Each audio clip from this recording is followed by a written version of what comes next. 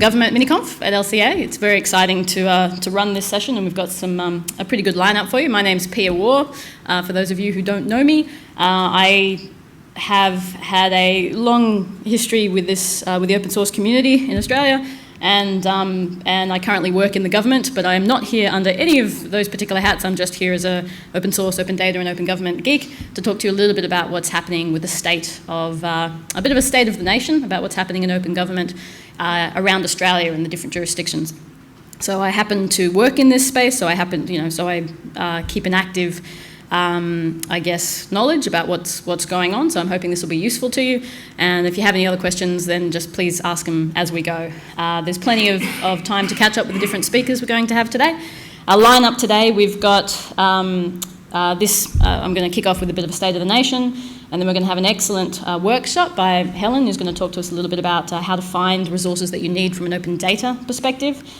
And then after lunch, we've got a couple of panels, one about open infrastructure, where we've got a few speakers in the room and a few speakers coming in remotely to talk about different types of open infrastructure that help support doing open government. And then we'll be talking about open communities and getting some people to talk a little bit about how open communities can help with open government as well. And then later on in the afternoon, we're going to have an opportunity for some lightning talks. So if any of you want to share, for 5 minutes or so or a few minutes, something that you're doing in this space that you think might be of interest to everyone else, that'd be really great. So have a think about anything that you want to share. We'll have a short session for that. And then we're going to finish with something a little bit interesting, which will be a bit of a brainstorming discussion where, as a group, because the group that we have here are obviously very interested in this space, it'd be nice to have a bit of a discussion about what we think open government can look like in practical terms in 2014 and what we can actually practically achieve to make tangible improvements in this space. The idea of that is to write that up, and of course the entire day is being recorded, so this will be a useful reference for a lot of people out there as well as the people that come along today. But the idea of writing up that last session is so that decision makers in the different jurisdictions in Australia can sort of get some of your thoughts about this space and how that can feed into their planning and work around open government. So I'll kick off a little bit about the state of the nation in Australia in 2014, or in January 2014 at any rate. I guess I wanted to start by saying, why would you be interested in this space? Obviously, if you've come along today, then you've got some interest at all. But I've had a few geeks actually ask me, well, why would I care about government? Why would I care about open government? So I thought I'd just kick off by sort of laying that argument out a little bit. So obviously government is, and it's not actually necessarily obvious. Government is the single most influential factor in your life. It affects almost every aspect of what you do, how you do it, the rules that are around you, the laws around you, how you drive, how you engage, everything from how garbage is collected in your street, right through to what crypto technology you're legally allowed to use. So there's a huge influence on the tech and tech sector. Government is such a huge influence because it is the biggest purchaser and user of technology of any entity in Australia and indeed around the world, arguably, but certainly in Australia. So how that influences the tech sector, because what government chooses to buy and use ends up, having an impact on the market, having an impact on industry, having an impact on research and developer funding, and so getting and helping get good, geek knowledge and geek expertise into government is really important to making sure and to helping encourage, a well-informed use of technology in government. It exists, at least in practice, or in principle and hopefully usually in practice, to serve the public good, which is quite different from a lot of other entities that exist in the world. So, and because it is, at least, again, in principle and usually in practice, relatively answerable to citizens, government ends up being a mechanism by which we can actually, help serve our society and do good things. There's many ways to engage. A lot of people think of government and they only think about politics.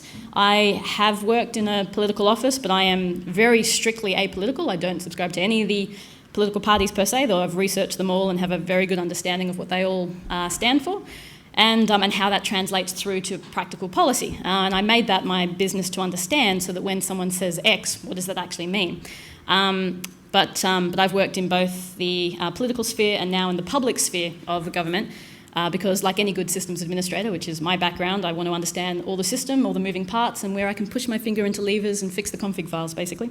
So trying to understand how it all works and how we can improve it is I think, very important, particularly for us, because we're kind of leading the charge and trying to make life a little bit better, given that everything now relies on technology.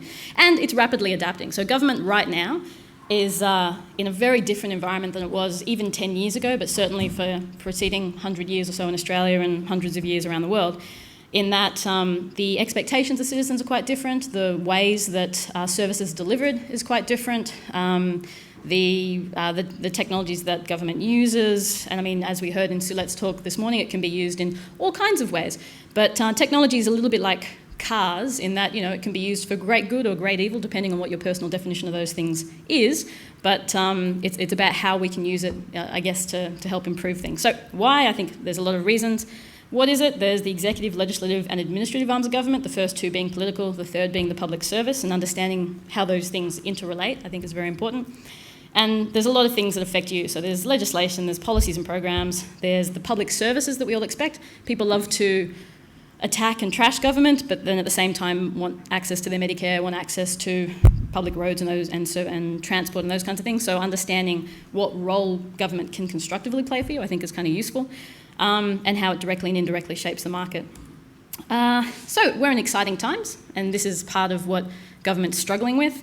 Governments are struggling with, is that a lot of the traditional bastions of society, along the traditional pillars upon which power structures and power relations have been developed for millennia, are not just changing, but rather than being centralised and centrally controlled, are being massively distributed. The ability to publish, the ability to communicate, monitor and enforce a perspective, regardless of whether that perspective is legitimate or not, has now been massively distributed through technology to to the third of the global population that's now online. And now with 3D printing coming along, we're starting to see the entire paradigm of property starting to be dramatically changed. That's kind of, it's posing a lot of challenges, but but it's also very exciting from a perspective of participatory democracy and those kinds of things. So it's rather a changing world, and it's quite exciting, but it's even more important in these exciting times to, I guess, step up a little bit and make sure that some good basic underlying principles are underpinning the direction. So what is open government? Traditionally, it's all about freedom of information, about public reporting, about anti-corruption stuff, and open government has been around forever. So the amount of people that I go to talk to about open government, and they say, oh, but we already have freedom of information, the amount of departments that I've spoken to, both in federal and state governments, who have said, well, we already do open government, because here's our annual report, and then they hand me a book. And that is a completely legitimate perspective, but it doesn't reflect open government in a digital age.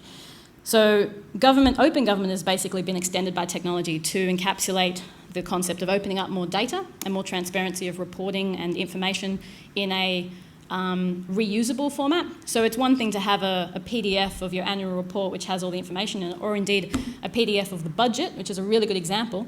The federal budget has been published under Creative Commons attribution license for the last 3-4 years, and yet it's still only available as a PDF. And so people go and screen scrape it and create manipulable versions of the data, which is fantastic. And as a person who has to go and read those portfolio budget statements, I can tell you it's a very exciting thing to get access to the raw data. But Treasury have not yet released that data as a raw data format. So, but people can do a lot more stuff with raw data. You can analyse it, you can visualise it, you can mash it up with other data sets. It gets much more interesting and useful to value add and for accountability and all kinds of other things. So shared and open data is a big thing in this new technology Gov 2.0 era of open government. Participatory government, of course, you can start to actually have publicly developed policies, and you can start to actually get people inputting into policies in a more useful way, and not just to get lots and lots and lots of ideas from the general public, but also to start doing analysis around the themes that emerge, around the issues, around the experiences that can feed into better policy outcomes. And then you can start to contextualise that. If 80% of people thought that was a bad idea, but 100% of those people work for the same company, that's the sort of insights that can tell you how representative a particular perspective is. So it's actually harder to game consultations online than it is to game a traditional town hall consultation, which means we can actually get more representative and better policy outcomes. And citizen-centric services. The concept that citizens don't care which department a service is delivered by, or indeed which sphere of government, and often don't know and don't care. So the ability to say, I just want to know what health services are available to me in every sphere of government is very important, and something that citizens really value, but departments are very protective of, their branding, of their logos, of their of the amount of hits they get on their website. So we've got to change that concept to be more about, okay, let's build services and information that can be aggregated according to a theme and according to the personalisation of what people want. That's going to take a lot of work, but that's certainly something that's starting to infiltrate into into this space, which is really exciting. So the concept of open government has shifted quite dramatically with the proliferation of technologies we now have access to.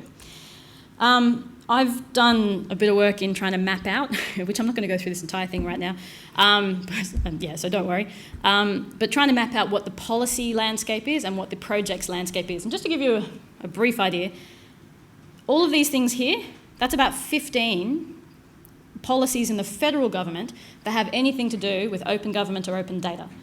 They encapsulate things like the Statement of Intellectual Property by the Attorney General's Office from 2010 explicitly states in it that all federal government data and information should be released under a Creative Commons attribution license by default. Now, has it been enforced? Not really well. Has it been policed? Not particularly well. But as the person who, with my other hat on, is actually running data.gov.au, when I can talk to departments about releasing their data sets, and I say to them, you will of course be using the Attorney General's default recommendation of Creative Commons by attribution, and they say, oh yes, we'll definitely do that. If you turn around and say, which license would you like to use? Then the lawyers get involved and then it takes another 12 months. So the policy landscape at the federal level is very complex at the moment. There's a lot of policies. This, by the way, this diagram is publicly available and you can click through to it, and I've got all these slides up on SlideShare, so you can click through to all of these policies and all of these things if you're interested. But then down the bottom here are all the policies that are related in the state and territory space that I know of.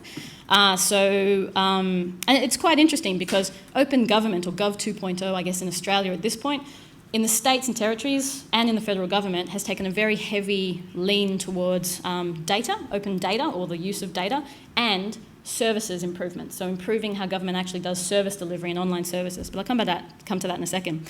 It's worth noting that the state, this may be my lacking, so anyone in the crowd that knows any better or out there that knows any better, please let me know. But apart from the really cool SLIP project in the Western Australian government, which is all about publishing spatial data, which is a fantastic project, I'm yet to find any key policies in the Western Australian government around this space, but would love to hear about them if they're out there.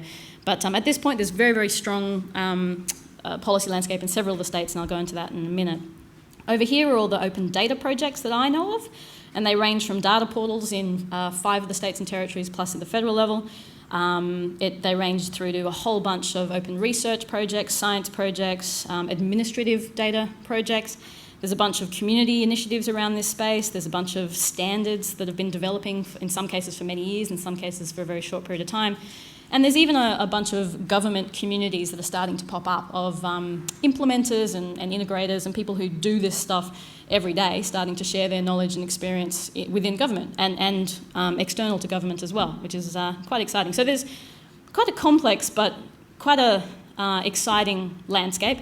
Of all of these policies and initiatives, of the 5 state and territory data portals, and I mean just straight data, not specialist data, as there's the so SLIP is a specialist spatial data project, but data.New South Wales, data.vic, data.Queensland, data.South Australia, data.ACT, and then data.gov.au are the 6 that I know of. Of those, data.gov.au originally was launched in 2009, and data.vic was originally launched in 2010. Both have been relaunched quite recently, and the other 4 have been launched literally in the last 12 months. So it's actually, there's a lot happening right now. There's a lot of those policies were only developed in the last couple of years, although a number of them originally came from the Gov 2.0 policy from a couple of years ago, from 2009. And so a lot is happening right now, and this year is going to be quite epic for this space, and I'll get to that now. But The policy landscape at the federal level at the moment is largely, of course, being driven by the new government that's just been elected. So there's the Coalition's policy for e-government and the digital economy, which you'll see up here on the left, which is well worth the read. It was launched 5 days before the election, I think on the Monday. It was launched by the Minister for, now Minister for Communications and Minister for Finance, because it's sort of very much related to those two portfolios. And the reason for that is communications, of course, is the new name for the Department of Broadband Communications and the Digital Economy. Department of Finance, which is actually where I work, is a very badly named department because people think of it as finance, but it's not just finance, it's basically the department of the whole of government.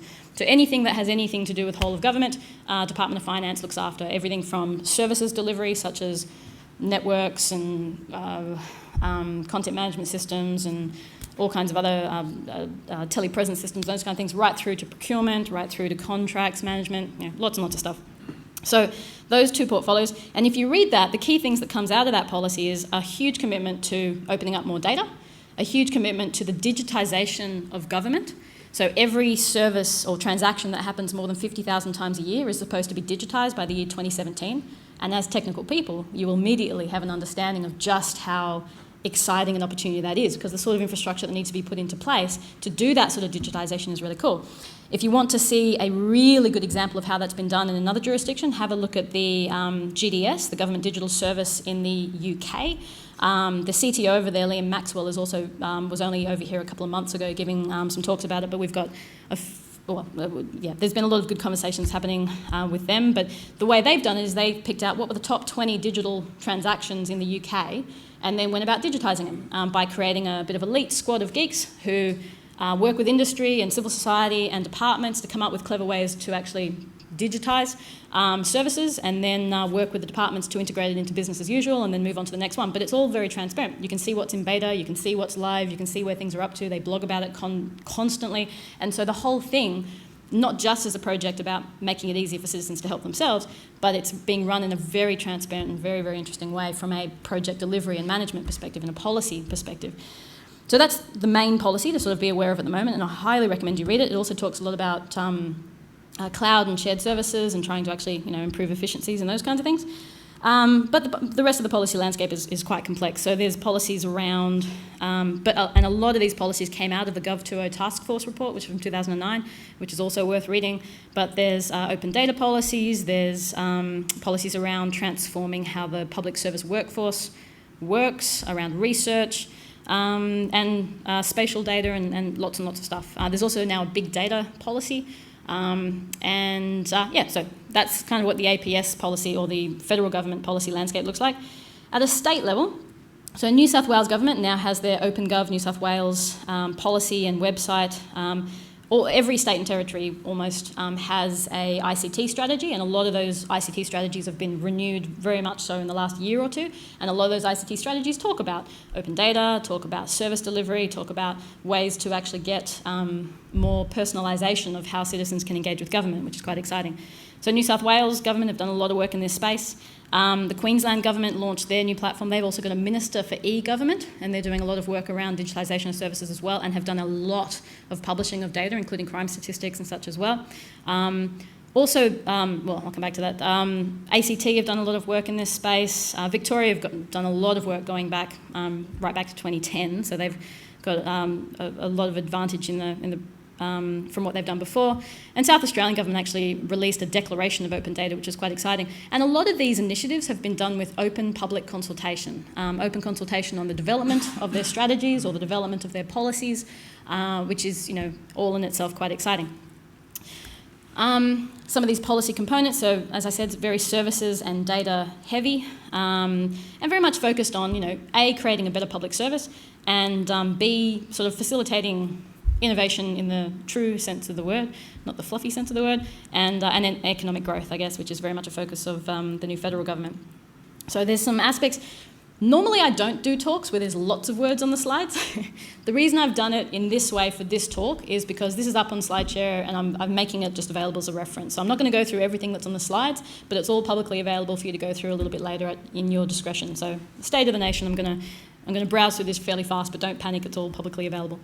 And I just want to really reiterate those 3 pillars of open government in a digital age of Gov 2.0, the new sort of, well, not that new, but buzzword for this space, is the idea that all of these things actually depend on each other. Open data helps feed into better policy outcomes and better analysis and better research and better, more efficient government, rather than 4 departments all collecting the same data, which may get slightly different outcomes, slightly different policies and all the rest of it. You actually get this sharing of data across government in a lot better way. So better data and better use of data within government actually feeds into better services and better policy development. Better policy engagement and public consultation feeds into better policy outcomes, feeds into better services, feeds into better data. You can start to crowdsource some of your data and get better quality data. And of course, better services, better citizen services, again, contributes to better data, contributes to better policy. So they're all very much interlinked. And so when people tend to focus on just one to the exclusion of others, they don't tend to get the full package, the full advantage from this space. So the concept of open by design. Has anyone heard of the concept of government as an API? A couple. Who knows what an API is? Yeah, most of the people. So for the others, an API is a programmatic interface, effectively, to an application. So the idea is, the idea of government as an API, ooh, can I draw? No, I won't get into drawing, otherwise it'll just be bad. Start doing ponies. So the idea of government as an API is that you have your data and your services available programmatically so that your department can deliver your services in a way that suits your business need. But at the same time, someone else, or even another department, or even your Premier's department, or your Prime Minister and Cabinet department, can actually say, okay, well, let's take let's say the data stream or the services stream, and let's take all the ones that are related to health and pull them together into one service. So now a person can say, okay, I just want to put my postcode in and understand all the services that are available in health through the one place. Because they don't want to have to go to this department, then to that department, and understand the intricacies of the structure of government, which changes all the time anyway, and no one should be expected. Most people in government don't understand how government's structured half the time. So trying to expect a citizen to understand that complexity, to find whatever it is they're trying to look for is ridiculous. But unfortunately, a lot of people get very protective of their brand. People love the concept of citizen-centric services, making services that really support the people, until you tell them that their logo is not going to be used.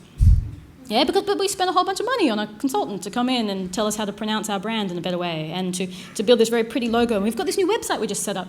And so there's going to be a lot of culture change to lead to this, but the concept of citizen-centric services, true services that actually deliver what people need, is going to take a lot of work. So seeing government as an API is going to be a core principle to making this work.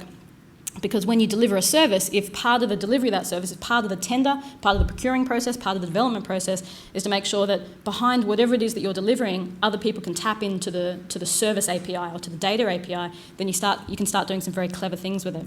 So building open publishing or reporting or APIs into what you're doing, into your systems, into your processes, your procurement planning, basically into your business as usual, is the only way to make this stuff sustainable. If open government or open data or open APIs or citizen-centric services is an afterthought, then it will always be expensive and it will always be hard and it will always be retrospective and reactive rather than proactive.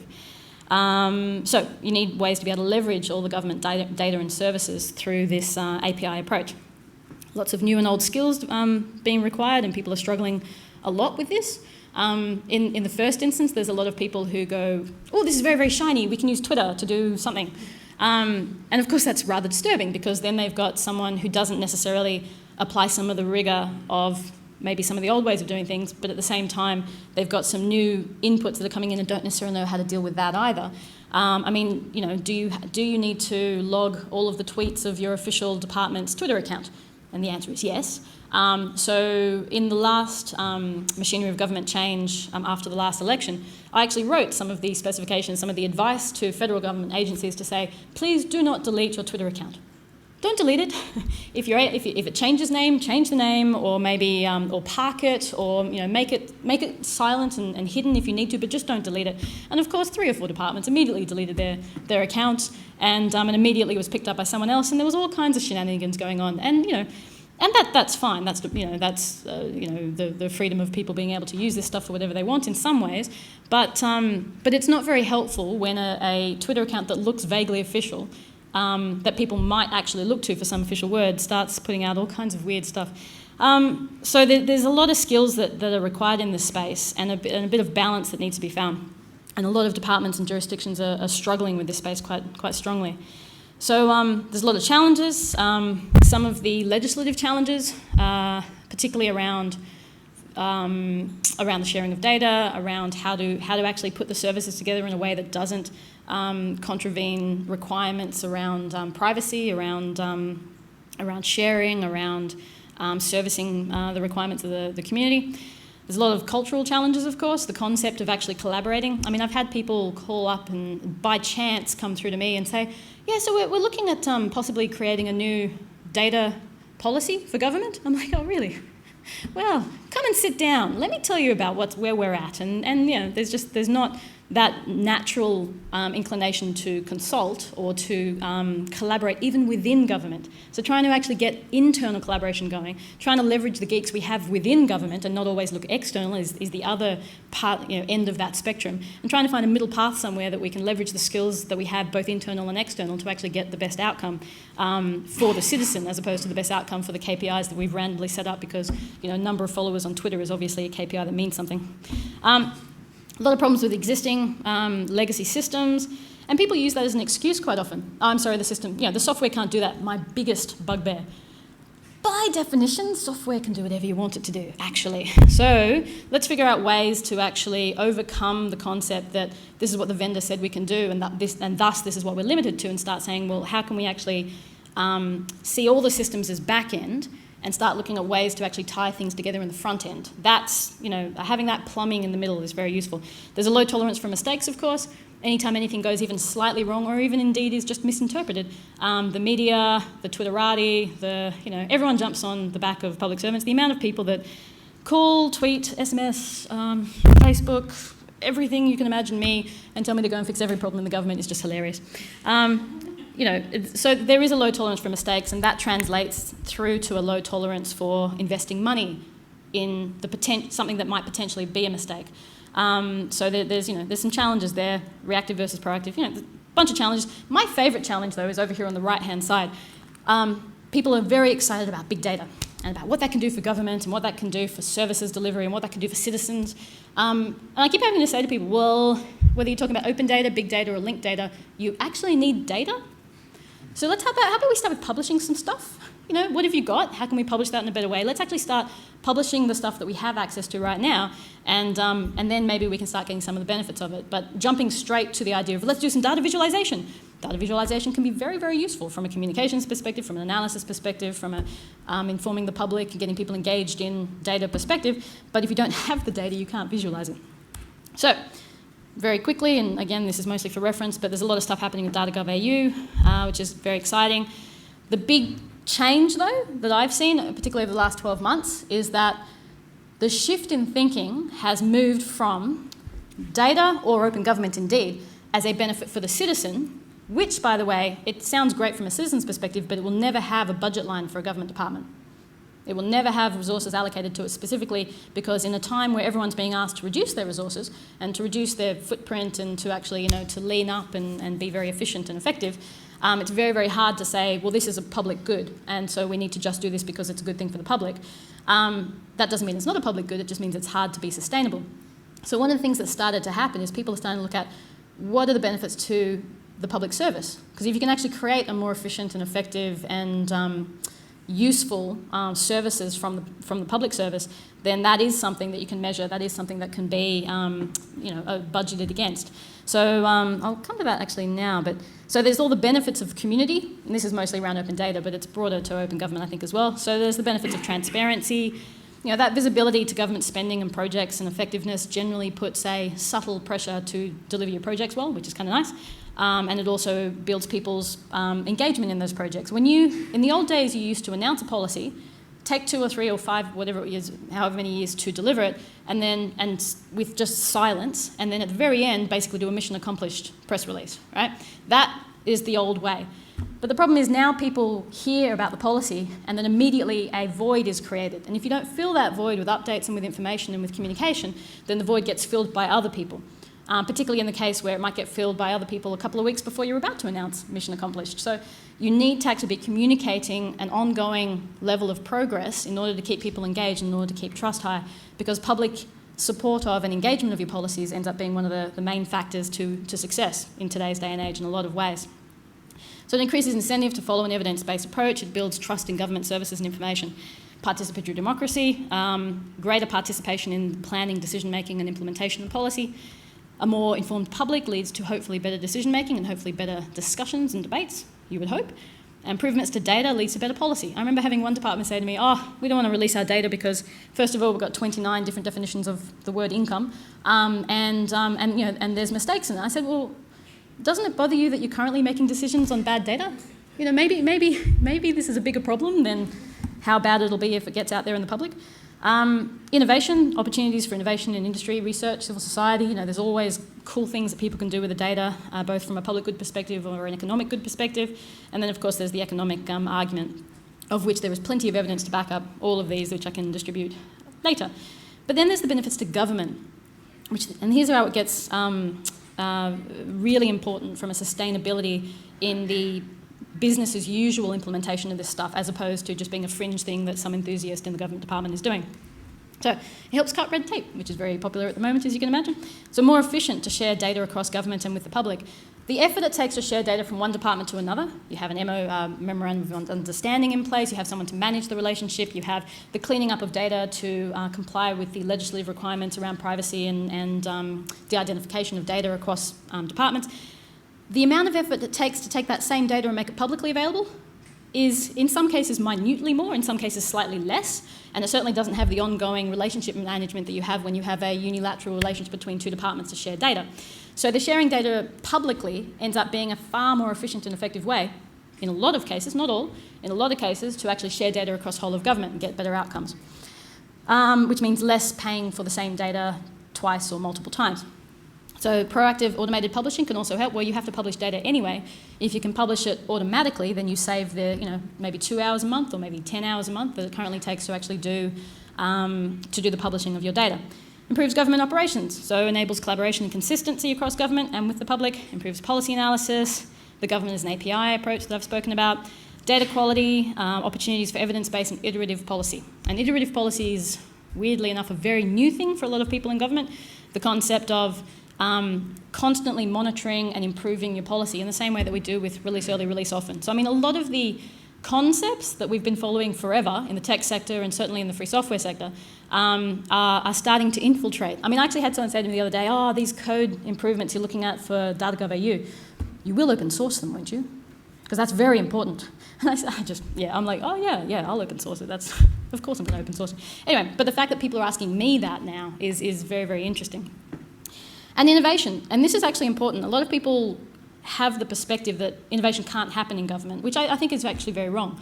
When there is a lot of pressure to deliver services and there's shrinking budgets and all those kinds of things, actually there's a lot of pressure to innovate and to change the way that we do things. So opening stuff up actually helps us to tap into public and private innovation, helps government to change the culture of what it means and what it costs, greater capacity for public contributions, but also greater capacity for collaboration across departments as well. And you can start to say, well, these 4 departments all have expertise in X, Y, and Z. Why wouldn't we put them together as a bit of a project team to deliver something which is likely to be beneficial to a whole of government? There's a lot of stuff around privacy and confidentiality to be taken into account, but there's also a lot of ways to deal with that, which are very effective and are very tried and tested. There's loads of tools available and loads of skilled people out there, although it is growing very rapidly. And in fact, several of the universities are really getting into this space. Griffith University is amazing up in Queensland. They have an entire course now around data publishing, data analytics, data visualization, analysis, and a whole, thousands of new students being turned out who are really great in this space. So if you go to that university and say, we want to do a project and look at how we can better use the data that we have or better engage with the public or deliver a better service, you can do that. So there's a lot of skills out there and a lot of people interested in this space. But the greatest opportunity is the hacker culture in Australia. And of course, I use the term hacker in the traditional sense of the word. So this concept of doing creative and clever things with technology as opposed to breaking into things, those people are called crackers.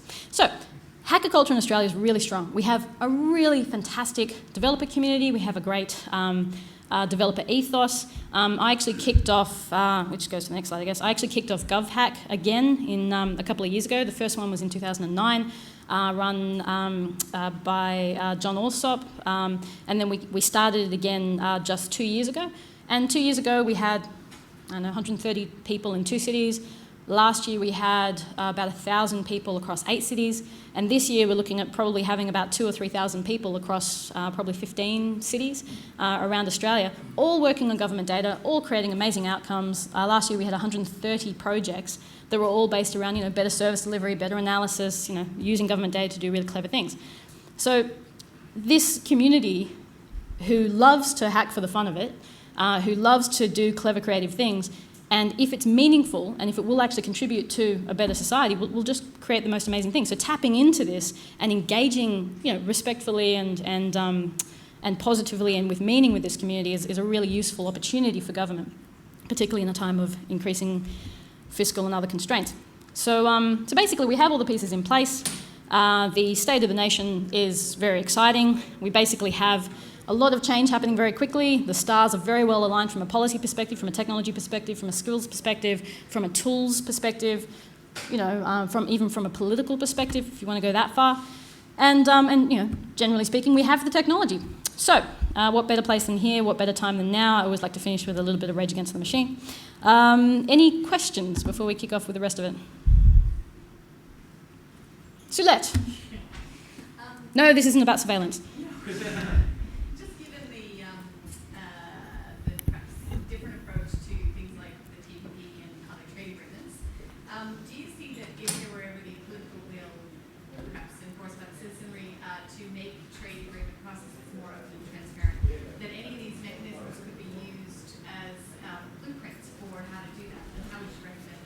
Cool. So the question is about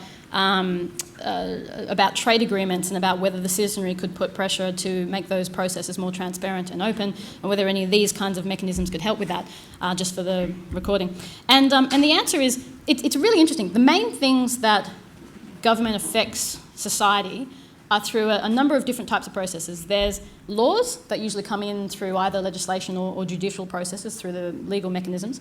There's laws and regulations that come in. And that's a reasonably transparent process and goes through the judicial system. There's the parliamentary processes, which create legislation and those kinds of things, which again is reasonably transparent, reasonably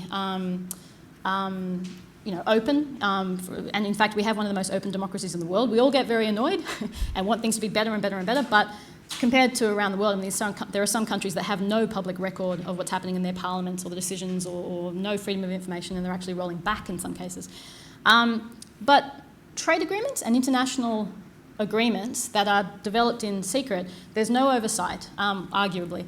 There's no way for a citizen to participate when it's done in secret. So TPP, ACTA, the US Free Trade Agreement, these are all good examples where there's arguably a good case to be made to make them more open and transparent and more engaged. And the funny thing is that people that say, oh no, they have to be done in secret because that's the only way that you can get a good outcome, and and that is one of the arguments that's made.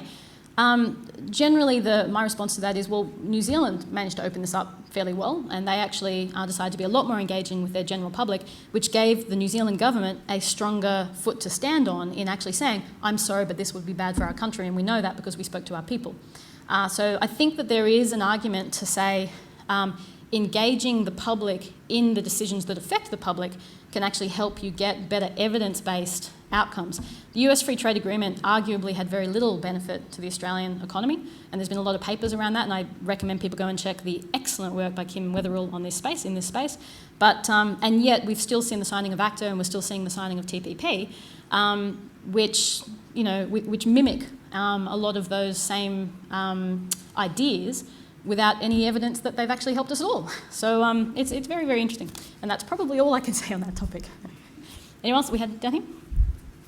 Yeah, I hear that open data can lead to better policy engagement and analysis and outcomes. I'm wondering if there's any conversation about how some of those things could lead, or is there a movement for some more accountability in government service delivery? So the question is about open data being understood to help with policy outcomes, but whether there's much of a movement around the benefits from an accountability and transparency perspective. Generally, open data around the world falls into 3 categories of how it's seen and thus what the implementation of policy looks like around open data. The first one's transparency and accountability. That's been one of the strongest pushes in a lot of ways of the UK government. To a lesser degree in the US, but the UK government has very much pushed the transparency argument and agenda. The second one is around economic good and value adding and what's industry basically being able to build on what is effectively a publicly developed and publicly funded data set or information set, which should be, by making it publicly available, then you actually get a net economic benefit to the nation, effectively. That argument is very much one that's favoured by the current federal government, and there's a lot of evidence around that. And then the third one is usually around the concept of improving government. So I think, maybe I've just confused that. Oh, I think that's the third one. But the concept of better civic engagement in the process actually ends up with better government. Now, so the accountability argument is not one that's really strongly focused on in Australia at this point, but it ends up being an outcome anyway. There's been a few cases now where a statement's come out, and because the data that underpinned that statement was publicly available, people were able to then go and verify. But we need to see a cultural change also in the community, where rather than just believing what's written by whichever media organisation or whatever paper that you read, you get an instinct of saying, oh, but what does the data say? But you need the data to be published to do that. So there's a sort of a bit of a cultural change from a publisher's perspective, but also from a consumer's perspective to actually go and investigate the things. But yeah, the accountability and transparency benefits, I think, can be very useful in a lot of aspects, but it's certainly, I don't think, one of the biggest focuses in Australia at the moment. The biggest focus is around efficient and effective government and economic benefit, which is fine. So is there any policy of open format? Like sometimes people tell Standards. Instead of they precise which software you have to use, instead of saying you can use any software. Sure. So the question is whether there's a policy around open format or what software people have to use. And are you talking with open data specifically? No. Just anything. Okay, so basically there are some standards that are set in government, and in fact most of the standards for federal government are actually set by one of the teams within Department of Finance that I used to work with. But a lot of how technology is implemented within agencies at a federal level, at least, is relatively autonomous. They tend to implement it their own way, but have to follow a couple of standards that are set across government. Generally speaking, the policy around standards is that you should use standards that have been ISO approved effectively, and of course that has its own bag of worms to open up. But generally speaking, people are not dictated to as to what software to use. With some standards they are, and with some standards they're not. But I will just throw this little thing out there. I've heard a lot of people say open data has to be released in open format. The problem is that in a lot of cases the data isn't stored in an open format. The software that's used isn't an open standard-based piece of software. So my recommendation to agencies as a person that's doing open data is, in the first case, just release it in whatever you've got. In the second case, let's look at your systems and figure out how to automate the publishing of it in a better format. But it has to be automated, because if it's always retrospective, it takes too much time, it's very inefficient, all that kind of stuff. And then when you can put those automation systems into place, then other people can do the format changing. You can start to get a lot of other stuff happening. But yeah, the answer is there's not a clear policy at the moment around that at the federal level. In some of the states there is.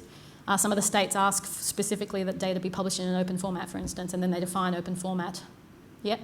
Yeah, I work in construction, so it's totally different. Yeah. And in general, like when you do work for the government, they specify either it's, for example, you do for planning software, they specify that you have to use any software. No, well, that's not the case always. I mean, maybe it's the case for some projects, but certainly not always that I've seen. Let's chat about that one a little bit more. But generally speaking, there's not... There are some cases where there's stuff specified and some cases where there's not. There are very clear procurement rules that says that you're not supposed to define a particular product, you're supposed to have an open market approach to procurement. And this is actually the reason I went to work for the department that does whole of government procurement. Weirdly enough, a lot of people think that sounds like the most boring thing in the world. And that's cool, but if you don't get your procurement policy right, then that affects everything else, because what you can use is determined upon what you can buy and how you can buy it. But there is a policy in the federal government now that says that every tender is supposed to ask the tenderer what open source they've considered as part of their response. Now, are they all compliant all the time? Actually, no, but it is actually monitored, and and departments are reminded to do it, and it has actually started to change the perspective around the possibility of using more broad spectrum of products. It's not to say that the open source product is always going to be the best one, but considering it is important, and actually to having an equal playing field in what technologies can best support whatever it is you're trying to do. Okay, one more, and then we should move on. You talked about open data or data generally, but specifically open data as being about providing evidence that governments can use. That comes from a position of and presupposes that politicians and political parties think that evidence-based policy is a good thing, and without it all wanting to politicise it on party lines. Are we convinced that that's actually true? First of all, are political parties and politicians far more interested in being reactive to polling data, where they do like data? And if not, then how do we actually ensure that we set up government so that it is largely evidence-based, and therefore we leverage all of this cool stuff that we're generating? I should have just circulated the microphone. So the question is, for the recording, is around basically whether, because of the politicisation, well, in some cases, potential for politicisation of decision-making, whether evidence-based policy is something that people actually want, and in any case, how we would still imbue that regardless of what is wanted at the political level anyway. Lucky I'm apolitical, so it's going to be... So my answer is basically, this is where we differentiate between politics and public service. When the public service is formulating a policy position for consideration by a minister, doing that policy development and advice development for the minister openly and publicly, where possible, and it's not always possible, but where possible, doing that openly and publicly means that the advice that the department pulls together can be more evidence-based, can be given to the minister, and if the minister wants to go a different way for whatever reason, and sometimes those reasons might be perfectly, legitimate, they are after all our representatives, and it is after all their call ultimately. The public service serves the politicians, serves the elected representatives of our democracy. If they want to go another way, that's completely actually up to them. But in this way, by developing it in the public, then it would be useful to explain why they went in a different way than the evidence-based approach. And at least if it is open and transparent in the creation process, then there's an opportunity for people to then hold them to account and saying, well, this is the advice you received, yet you've decided on this, whereas if you don't have access to that data, there's no capability. Yeah, but I wouldn't tell everyone about that yet. No. Basically, evidence-based policy development, or at least the development of evidence-based policy recommendations, is a very useful way to assisting in encouraging an evidence-based policy approach, shall we say. How is that for diplomatic? Any other questions? You got anyone else? Okay, let's jump over to the next session. I'm actually